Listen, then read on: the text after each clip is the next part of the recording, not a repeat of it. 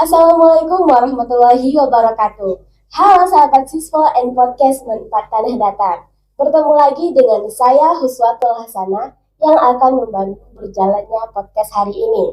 Hari ini kita kedatangan tamu spesial yaitu Ibu Lidiawati. Baik, langsung saja kita sapa. Assalamualaikum Ibu. Waalaikumsalam warahmatullahi Bagaimana wabarakatuh. kabarnya hari ini? Alhamdulillah baik. Hari ini kita akan bincang-bincang sedikit ya Bu, mengenai Boleh. kesiswaan, sekolah, dan ngomong-ngomong, Ibu udah berapa lama menjabat jadi wakil kesiswaan? Dari tahun 2021 sampai 2024 berarti udah 3 tahun. 3 tahun. Lumayan lama ya Bu? Udah. Terus bagaimana perasaan Ibu menjadi wakil kesiswaan di Manfaat?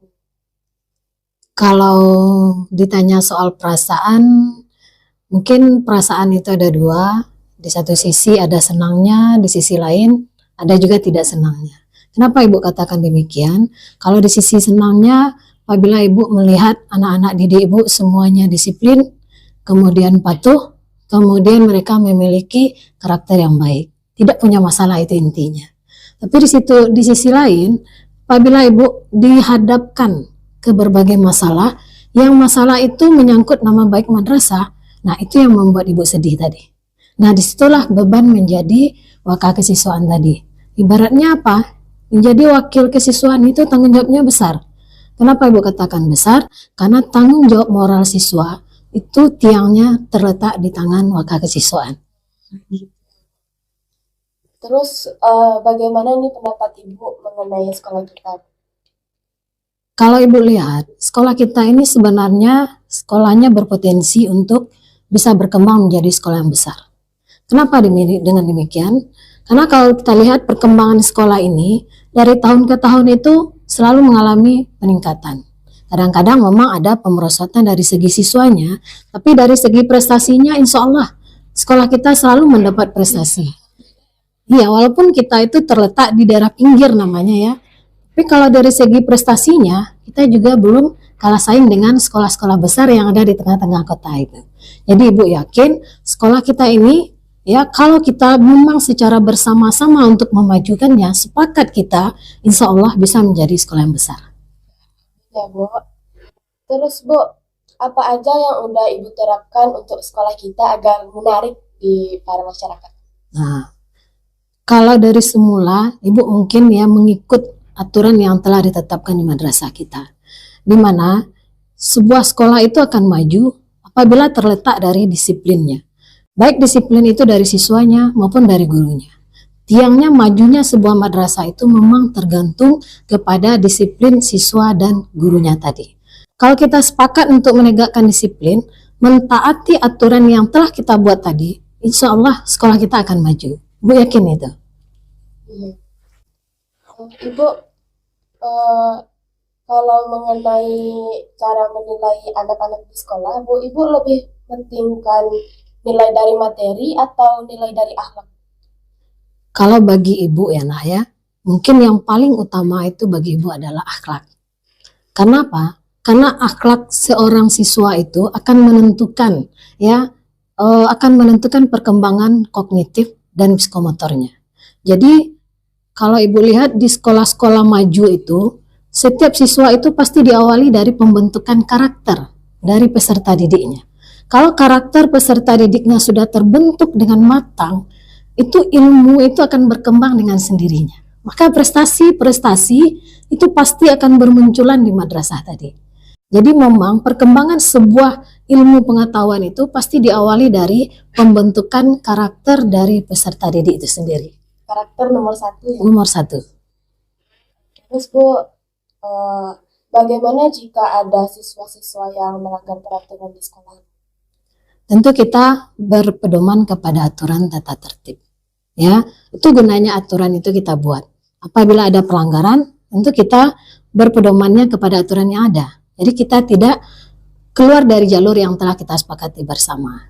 Contoh, kalau seandainya terjadi permasalahan, pelanggaran itu kan ada 3 jenisnya. Ada yang sifatnya ringan, ada yang sedang, ada yang berat. Kalau yang ringan, mungkin Ibu rasa bisa diselesaikan dulu oleh wali kelasnya atau guru pembimbing akademiknya. Tapi kalau permasalahan itu sudah meningkat menjadi sedang, mungkin perlu pembahasan atau pembinaan dari guru BK-nya. Nah, kalau pelanggarannya itu sudah sifatnya berat, mungkin itu perlu penyelesaian dengan waka kesiswaan. Atau juga tidak mungkin diselesaikan melalui waka kesiswaan, maka keputusan akhirnya kita serahkan kepada Bapak Kepala Madrasah. Itu ya, Bu. Ya. Kalau menurut Ibu, bagaimana cara belajar yang baik dan benar? Kalau menurut Ibu, belajar yang baik dan yang benar itu memang perlu disiplin waktu tadi. Ya, seorang peserta didik itu harus bisa mendisiplinkan dirinya. Kemudian waktu belajarnya. Dia harus bisa membuat jadwal tersendiri. Kegiatan belajarnya itu kapan? Mulai dari bangun tidur, kemudian berangkat ke sekolah, harus tiba di sekolah itu jam berapa, kemudian di sekolah itu apa yang akan dikerjakan. Kalau semua itu sudah terkonsep dalam pikiran siswa-siswa itu sendiri, Bu yakin apa yang menjadi tujuan mereka ke madrasah ini suatu saat akan tercapai. Jadi kita kembalikan kepada disiplin diri dan waktu tadi. Misalnya kayak bikin schedule gitu ya, Iya. schedule kegiatan sehari. Sama kayak kita belajar, kan ada jadwalnya itu. Iya. Nah, begitu juga kalau seandainya memang mereka ingin berhasil dalam belajarnya, buat pula schedule-nya. Kegiatannya dalam satu hari itu apa saja. Diawali dari jam berapa sampai jam berapa. Kalau itu semuanya sudah terkonsep, insya Allah apa yang kita inginkan pasti tercapai. Kita lebih beraturan ya, Bu. Iya. Terus Bu, perkembangan sekolah dari tahun ke tahun itu menurut Ibu tambah lebih maju ya, Bu? Atau gimana? Seperti yang Ibu katakan tadi, perkembangan di sekolah kita dari tahun ke tahun itu ada pasang surutnya. Kadang-kadang kita mengalami perkembangan yang sangat pesat, kemudian ada juga penurunan. Tapi kalau kita lihat, memang dari segi jumlah siswanya kita menurun, tapi dari segi prestasinya kita mengalami peningkatan. Buktinya kemarin itu ada 7 orang siswa kita yang mendapat juara KSM di tingkat kabupaten, bahkan sampai ke tingkat provinsi. Artinya apa? Berarti dari segi prestasi, ya kita tidak kalah dengan sekolah besar. Tapi dari segi jumlah siswanya, mungkin kita akan kalah dari sekolah besar. Tapi kita tidak pesimis. Insya Allah di tahun 2024-2025 yang akan datang, kita punya target. Ya, target kita harus memperbanyak siswa kita. Berbagai upaya sudah kita lakukan. Tinggal doa dan restu dari Allah aja lagi. Mudah-mudahan apa yang kita cita-citakan dikabulkan oleh Allah nanti. Nah, apa motivasi Ibu untuk melanjutkan sekolah ini?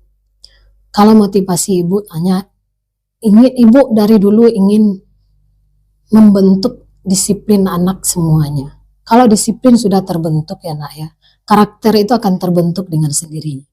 Kalau siswa-siswi Ibu itu sudah memiliki karakter yang baik ya nak ya, insya Allah ya ilmu-ilmu ya yang akan kita berikan kepada mereka itu akan berkembang dengan baik.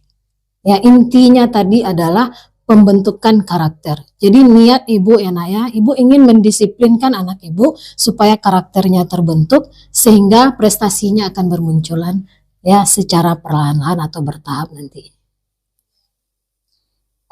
Terus buat yang terakhir nih Bu, apa motivasi Ibu buat anak-anak nih Bu, biar semangat belajar di sekolah?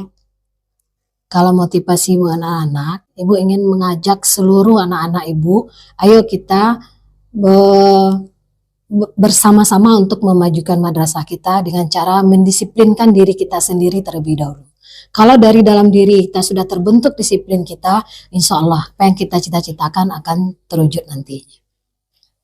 Ya Bu, mungkin sampai sini saja bincang-bincang kita ya Bu, karena kita cuma bincang-bincang sedikit, tapi bermakna di dalamnya Iya, Bu, terima kasih. pelajaran. Baiklah, sebelum kita tutup podcast kita hari ini, marilah kita dengarkan closing statement dari Ibu Lidiawati selaku wakil kesiswaan kita. Baik Bu, silahkan closing statementnya. Terima kasih Ana. Kepada anak-anak Ibu yang ada di Manfaat Tanah Datar, ayo kita bersama-sama menegakkan disiplin di madrasah kita. Karena kunci majunya sebuah madrasah itu tergantung kepada disiplin diri kita sendiri. Kalau disiplin kita sudah terbentuk, insya Allah karakter kita akan terbentuk dengan baik. Dengan demikian, maka ilmu itu akan berkembang dengan sendirinya. Dan artinya apa? Apa yang kita inginkan dan cita-citakan insya Allah akan terwujud. Kemudian bagi siswa-siswi SMP atau MTS yang ada di Kecamatan Batipu, Batipu Selatan dan Rambatan, ayo bergabung kita di Manfaat Tanah Datar. Karena Manfaat Tanah Datar adalah madrasah yang terbaik buat Ananda semua untuk yang menambah ilmu terutama di bidang agamanya. Kemudian Ibu mengajak kepada Ananda semuanya, ayo belajar di Manfaat Tanah Datar. Madrasah hebat, madrasah mandiri, dan madrasah berprestasi. Jangan lupa belajar di Manfaat Tanah Datar ya teman-teman.